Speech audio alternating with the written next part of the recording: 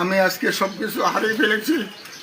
আমার সবকিছু শেষ, তিলে তিলে করা আমার এই আজকের সকল কিছু এক নিমিষে শেষ হয়ে গেছে। যদি আজকে লালমাই উপজেলা ফায়ার সার্ভিস থাকতো হয়তো আমার এত কিছু এত জ্বলে ছাই আঙ্গার হতো না।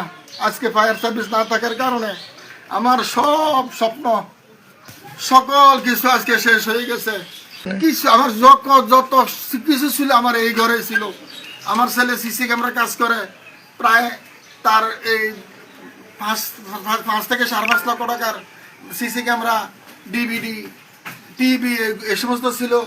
আর আমার ছেলে গত কয়েকদিন আগে দেশে আসছিল, তার যত মাল সামানা আমার ঘরে ছিল সকল কিছু ফুরি চাইয়ে গেছে। ঘরের আসবাবপত্র, আমার ওয়াইফের কিছু টাকা পয়সা ছিল, স্বর্ণ ছিল, ওইগুলো সকল কিছু সব আমার জীবনের আমার এই 60-65 বছর বয়সের সকল অর্জন আমার সকল কিছু এক নিমিষে শেষ হয়ে গেছে।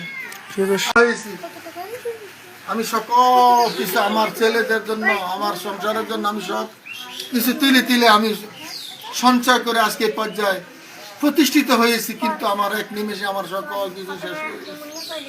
আমার সকল কিছু শেষ হয়ে গেছে।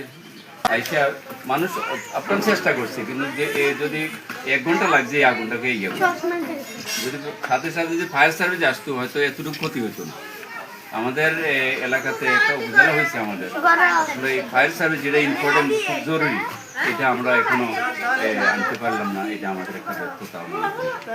ওনার এই ঘরের মধ্যেই উনি একবার বিদ্যুতের স্পটে উনি আঘাত পেয়েছেন। আঘাতে ওনার হাতটা অনেক কষ্ট পেয়েছেন। উনি ওনার হাত ভেঙে গেছে। এই হাত ভেঙে যাওয়ার কারণে উনি অনেক কষ্ট পেয়েছেন। উনি ঢাকা চিকিৎসাধীন ছিলেন, সেখানে রড হাতের মধ্যে ছিল। সেখান থেকে আসার পর উনি এখন রিসেন্টলি এই মাসে অপারেশনের জন্য রড বের করার জন্য অপারেশনের জন্য কুমিল্লা হাসপাতালে ছিলেন।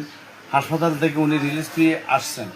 এই আসার 2 দিনের ভিতরে আরেকটা দুর্ঘটনা। এটা নিঃসন্দেহে আমরা এটা মেনে নিতে পারি না, এলাকার মানুষ মেনে নিতে পারে না।